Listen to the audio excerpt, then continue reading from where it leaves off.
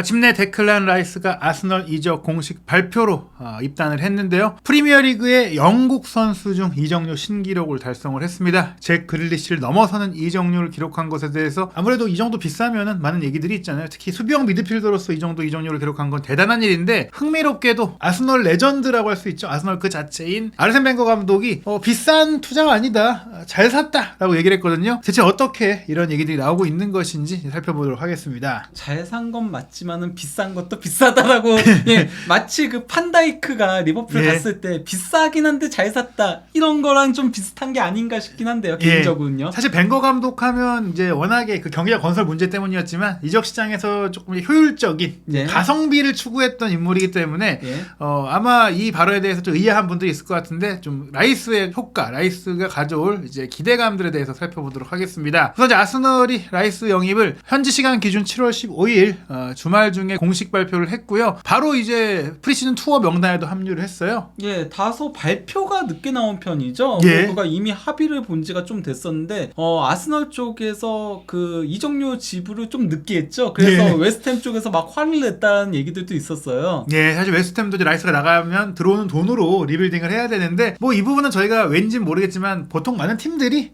최대한 돈을 늦게 주고 싶어 합니다. 물론 근데 그런 얘기들이 있었죠. 그 웨스트햄이 이적료를 계속 올렸잖아요. 계속 올리면서 너무 이제 높게 올라가니까 아스널 쪽에서 일부러 웨스트햄 괴롭히려고 그러는 거 아니냐, 이런 의혹까지 나왔었죠. 그래서 사실은 이제 프리시즌 시작과 동시에 이제 훈련할 수 있도록 그 직전에 영입을 확정했는데요. 뭐 뒤에 슬래틱의 데이비드 온스테인 기자가 보도한 바에 따르면 이 이적료가 1억 500만 파운드, 한국 돈으로 1740억 원이고 계약 기간은 5+1년의 장기 계약입니다. 사실 뭐 아시다시피 통상적으로 이제 포르투갈 구단들이 아닌 경우에는 이적료를 그렇게 공식적으로 발표하진 않거든요. 그러다 보니까 뭐 이건 추정치라고 하겠지만은 그래도 뭐 대부분이 이렇게 얘기하는 거 보면은 뭐 맞다라고 할 수 있겠는데요. 이 이적료가 굉장히 의미 있는 게, 이제 뭐 주드 벨링엄이 물론 더 큰 이적료를 기록하긴 했지만 프리미어리그 내에서 이동한 영국 선수의 이적료 신기록입니다. 거기다가 잉글랜드 선수 전체로 놓고 보더라도 뭐 벨링엄에 이어서 2위고요. 또 이제 프리미어리그 역대 이적료로 따지더라도 엔소 페르난데스에 이어서 2위입니다. 그리고 공교롭게도 이 두 개의 이적이 비교적 최근에 있었죠. 그러니까 사실 그 프리미어리그가 정말 돈을 많이 쓰지만은 1억 파운드 이상 쓴 거는 의외로 라리가보다도 적었고, 심지어 뭐 파리 생제르맹은 두 명에 그렇게 2억 파운드를 썼잖아요, 거의. 그렇기 때문에 이제 프리미어리그가 돈이 많음에도 불구하고 흔히 나오지 않았던 1억 파운드를 깬 선수가 이제 잉글랜드 소속으로는 잭 그릴리시에 이어서 데클란 라이스가 프리미어리그 내에서 두 번째, 역대로는 세 번째고, 또 프리미어리그에서는 최고의 이적료를 기록한 잉글랜드 선수가 됐습니다. 그리고 흥미로운 게 말씀하신 대로 수비형 미드필더, 중앙 미드필더 포지션으로 엔소에 이어 라이스까지도 이렇게 이적료를 기록한 거 보니까 전술적인 가치가 요새 좀 더 각광받고 있는 것 같아요. 그러니까 갈수록 후방 빌드업, 그 뒤에서 만들어가는 플레이들이 중요시 여겨지고 있다 보니까 더더욱 그렇다라고 할 수 있겠는데요. 그러다 보니까 역시 아스널에서도 이제 최고의 이적료인데, 여전히 좀 논란이 되는 게 그 전에 최고 이적료를 기록한 선수가 니콜라 페페였다. 그렇죠. 페페를 영입하는 데 있어서 이제 8천만 유로, 물론 뭐 분할을 엄청나게 했다라고는 하지만은 이때 그래서 말이 많았었죠. 페페도 너무 비싸게 주고 영입했다는 얘기들이 있었는데, 마침내 이제 지우고 싶었던 페페를 내리게 됐고, 어쨌건 뭐 아스널 구단 역사로 놓고 보더라도 사실 그거 아스널이 그렇게 돈을 많이 쓰지 않았던 구단이었거든요. 근데 이제 비교적 최근에 상당히 많은 이적료들을 지출을 하고 있는 거죠. 특히 말씀드린 대로 지난 시즌에 이제 제주스를 데려오면서 5,220만 유로를 썼었고, 벤 화이트, 그러니까 올 시즌에 또 데려온 하베르츠, 또 이번에 데려온 라이스까지 아르테타 감독 체제에서는 확실히 투자가 되는 느낌이에요. 딱 보면은 지금 최근 들어서는 그러니까 조금 바뀌었어요. 예전과 다르게 예전에는 조금 전성기 선수들을 많이 사긴 했었는데, 최근에는 어린 선수들을 사면서 이적료는 올라가지만 연봉은 조금 내려가는 그런 형태로 운영들을, 그래서 밸런스를 맞춘다라고 하죠. 그렇게 맞춰가고 있는 겁니다. 그리고 말씀드린 이 벵거 감독의 인터뷰가 화제가 되고 있습니다. 유럽 전체를 커버하는 미디어죠. 유로스포츠에서 독점을 달고, 왜냐면 뭐 혼자 단독 인터뷰를 했으니까 사실은 사이클 방송을 하면서 벵거 전 감독 인터뷰를 한 것인데, 이 라이스 형이 뭐 어떻게 생각하냐 물어봤어요. 워낙에 이제 비싼 선수인데 말씀드린 대로 벵거 감독이 또 경제학을 전공을 했던 인물이고 아스널을 굉장히 실리적으로 운영했던 인물인데 굿 인베스트먼트다, 좋은 투자라고 생각한다라고 얘기를 했습니다. 뭐 개인적으로는 이제 23, 24세의 나이에 성숙하면서도 아직 젊은 선수이기 때문에 몇 년 동안 함께 할 수 있는 선수들인 만큼 좋은 영입이라고 생각한다. 이게 이게 비단 라이스만 얘기한 게 아닌 거죠. 예. 아스널의 최근의 영입 기조에 대한 얘기인 겁니다. 저희가 아까 얘기했던 그 얘기인 거죠. 예, 사실 뭐 큰 기조를 보자면 벵거 감독도 이전에 한참 더 돈을 좀 쓸 수 있을 때는 이렇게 젊은 또 프랑스의 재능 있는 선수를 많이 데려왔었어요. 그리고 또 이제 돈이 없어서 어린 선수들을 조금 해적질한다는 좀 안 좋은 평가도 듣긴 했지만은 그걸로 그래도 빅4 자리를 계속 유지를 하고 우승 경쟁까지도 하고 그랬던 거였죠. 예. 사실 그때가 그 에미레이츠 구장 짓는다고 긴축 재정에 들어갔을 때였잖아요. 예, 그러다 보니까 이 얘기도 해요. 내가 재임했을 때는 돈이 전혀 없는 상황에서 대처해야 되기 때문에 다른 방법을 찾아야 했지만 나도 돈을 쓸 수 있는 상태였으면 이렇게 영입을 했을 것이다 라고 얘기를 하며 이제 아스날의 목표는 리그 우승이다. 이제 지난 시즌 우승 경쟁 했었잖아요. 사실 뭐 네. 전반기, 후반기, 중반까지도 앞서갔고 지난 시즌마다 더 많은 압박을 받겠지만 그래도 그 지난 시즌을 통해서 많은 걸 배웠고 특히 그 압박을 다룰 수 있는 걸 보여줬다. 이게 좀 의미 있는 멘트인 것 같아요. 예, 거기다가 그 맨시티가 이번 여름 이적 시장에서 의외로 선수 영입은 아직까지 없어요. 그발디올도 오피셜이 안 떴잖아요. 물론 코바치치를 데려왔지만은 예. 나간 선수가 더 많고 또 나갈 선수들이 있어요. 마레즈도 지금 사우디로 가는 게 조금 유력해졌다는 그렇죠. 얘기들까지 나오고 있거든요. 예, 그리고 긴도안도 뭐 계약이 예. 풀려서 바르셀로나로 갔고 베실바도 아직 남을지가 명확하지 않은데 워커도 나가려고 하고 예. 있고요. 반면 아스날은 지금 뭐 하베르츠, 라이스 큰 돈을 투자했고 점점 강해지고 있다 보니까 벵거 감독 이렇게 얘기했어요. 우승에 도움이 될 만한 선수를 영입했다. 난 우리가 우승할 것이라고 믿는다. 바로 라이스 영입으로 우승에 대한 자신감이 생겼다는 것입니다. 실제로 이제 라이스 오피셜 사진을 보면 이 아르테타 감독이 아주 굉장히 아빠 미소를 지으면서 그리고 라이스도 뭔가 그 흥분하는 표정이 보여요. 그러면서 이제 그 라이스가 아르테타의 존재가 이제 본인이 아스널을 선택하게 된 큰 영향을 끼쳤다라고 얘기를 한 거죠. 예. 그러면 이제 그 라이스가 어떤 선수인지에 대해서 일단 살펴봐야 되는데요. 라이스 하면 저희가 뭐 수비에 강점이 있는 수비형 미드필더라는 건 다들 알고 있잖아요. 지난 시즌 프리미어리그에서 소유권 획득이 전체 1위를 기록을 했습니다. 예. 그것도 차이가 제법 크죠. 로드리하고도. 예, 이 로드리가 바로 지난 시즌 맨시티 트래블의 숨은 공신으로 꼽히는데 이 선수보다도 기록적인 측면에 있어서는 소유권 획득이 334회, 로드리가 301회, 그러니까 300회를 넘은 두 명의 선수가 있는데 그 둘 중에 라이스가 있는 거죠. 그리고 또 이거는 이제 중앙 미드필더 역대 최고 이적료 1, 2, 3이라고 봐도 무방한 건데 이 세 명의 이제 그래프를 비교를 한 건데 파란색이 이제 라이스거든요. 보면은 공격적인 부분이라던가 이런 거에 있어서는 아무래도 벨링엄이나 엔소보다는 떨어지지만은 수비적인 부분은 확실하게 강점을 가지고 있는 게 보이는 예, 거죠. 무엇보다 이 인터셉트하고 볼 리커버리, 그러니까 공을 가져와야 또 공격을 하는 거 아니겠습니까? 예. 그 부분에 있어서 최고의 스페셜리스트다. 그리고 또 이제 라이스하고 기존 아스널 선수들을 비교하더라도 확실히 수비 쪽에 강점이 있는 게 보이는 거죠. 뭐 태클 같은 경우도 파티에 이어서 두 번째로 많고요. 그리고 가로채기는 독보적으로 많고요. 볼 경합 승률도 파티와 라이스 둘이 거의 비등비등하게 가장 높고요. 여기에 더해서 이제 패스 성공률도 가장 높은 데다가 볼 끌고 올라가는 프로그레시브 캐리스도 상당히 높은 수치라는 걸 확인할 수 있는 거죠. 자카님이 팀을 떠날 예정이고 조르지뉴가 합류해서 수비형 미드필드 위치했지만 수비적인 약점이 분명히 있는 선수거든요. 게다가 라이스가 오게 되면서 파티도 이적설이 있는 상황인데 결국엔 파티가 보여왔던 중앙에서의 수비력, 라이스가 태클 평균 2.2회로 파티보다 작긴 하지만 가로채기를 통해서 공을 갖고 오는 게 파티가 경기당 1.0회인데 라이스가 1.7회니까 충분히 이제 파티가 보여왔던 수비력을 이제 그대로 대체할 수 있다. 거기다가 공 운반 능력과 이제 공 전개력까지 갖추고 있다. 예, 거기다가 이제 그 아스널 같은 경우는 프리미어리그 팀들 중에서도 가장 그 압박이라던가 이 하이 턴오버를 많이 기록하는 팀 중에 한 팀인 거거든요. 예. 그만큼 수비 라인도 높게 가져가는데 그러면은 라이스가 뒤에서 수비 라인을 보호해줄 수 있는 역할을 해줄 수 있다는 거죠. 그러니까 아스널이 너무 라인을 높게 올리다 보니까 역으로 이제 뒷공간에 많이 취약한 모습들을 보여줬거든요. 예, 특히 파티 같은 경우 그걸 커버할 수는 있지만 나이가 들어가고 있고 또 예. 내구성에 문제가 있는데 그렇죠. 라이스는 그 점에 있어서 또 확실히 앞선다. 젊고 쌩쌩하니까요. 네, 거기다가 라이스는 부상당한 적이 여태까지 한 번도 없죠. 예. 네. 거기다가 이제 라이스가 발전한 부분이 수비력이 여전히 좋음에도 갈수록 발전하고 있다는 거예요.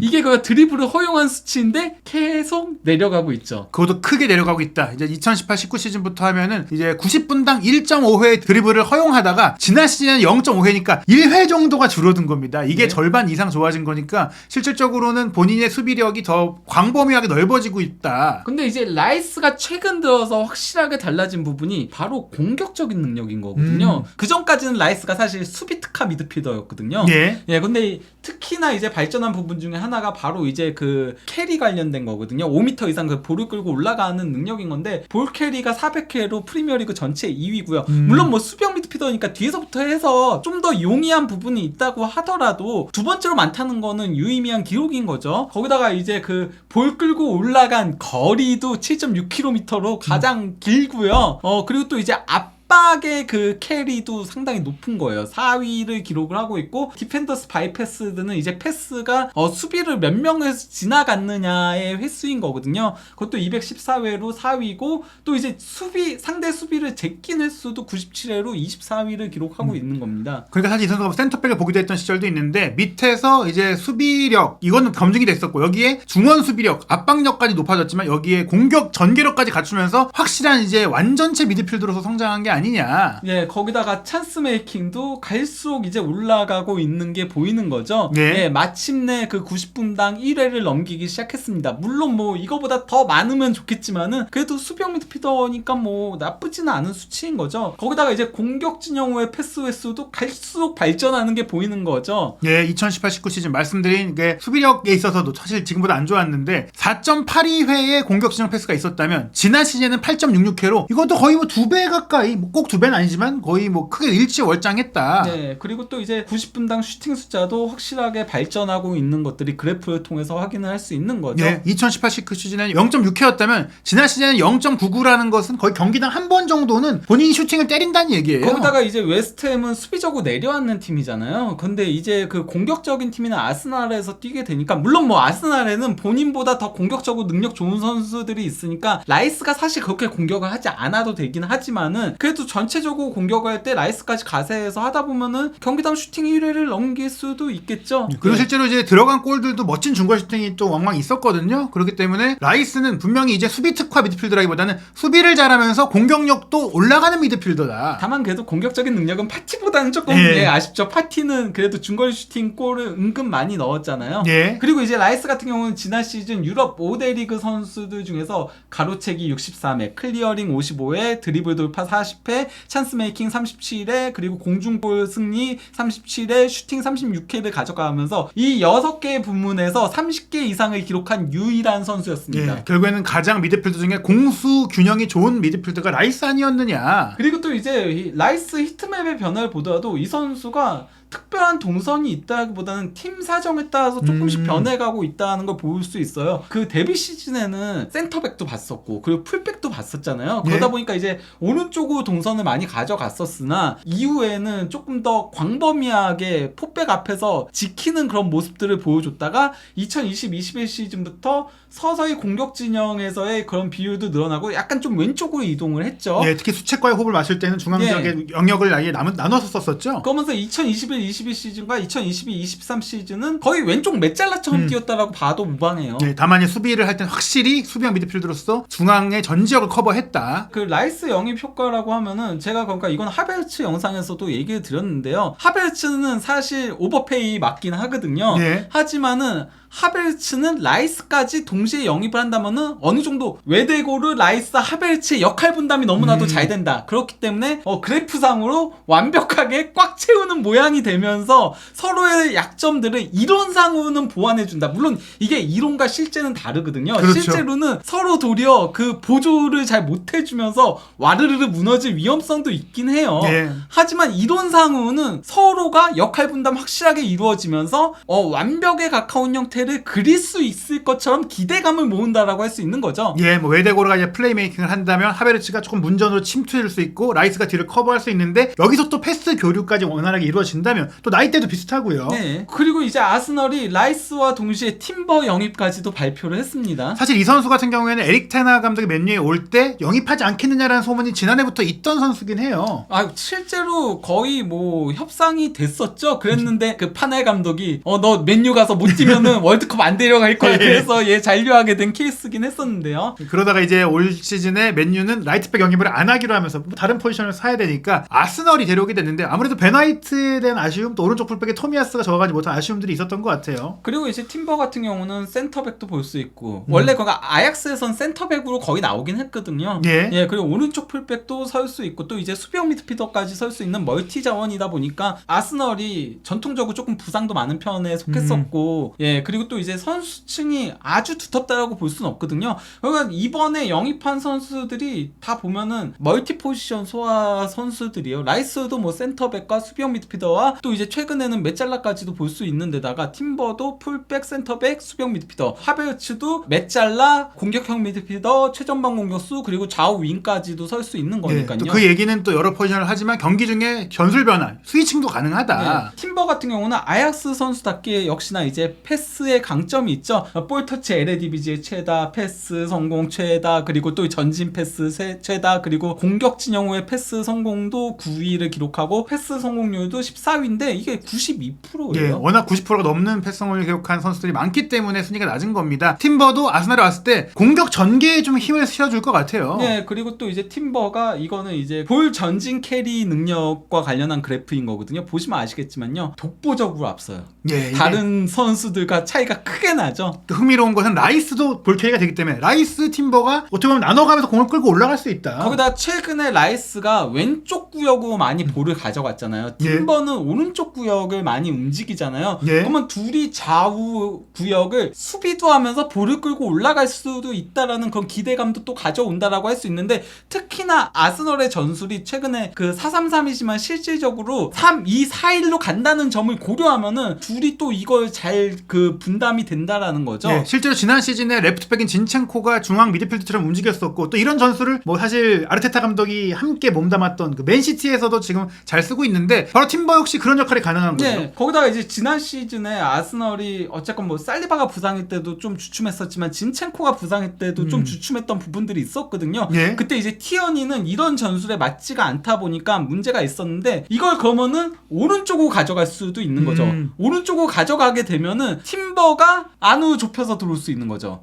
그러면서 진첸코처럼 팀버가 움직이면서 라이스가 그러면 왼쪽 구역을 커버하는, 그러면서 둘이 더블 볼란트처럼 움직이는 그런 형태가 된다라는 거죠. 그러면 진첸코가 뭐 아쉽거나 쉬어야 되거나 부상일 때 충분히 전술적인 공백이 없고, 수비 라인에는 역시 뭐 살리바, 마갈량이스가 있는데다가 화이트까지 있으니까 팀버가 굳이 센터백으로 안 뛰어도 뭐 밀도가 있다. 아스널 같은 경우는 뭐 이번에도 이적 시장에서 영입한 선수들이 라이스 만 24세, 하베르츠 만 24세, 그리고 팀버 만 22세인데 이게 그 전성기에 이제 막 돌입했거나, 그러니까 만 24세부터 전성기로 보잖아요.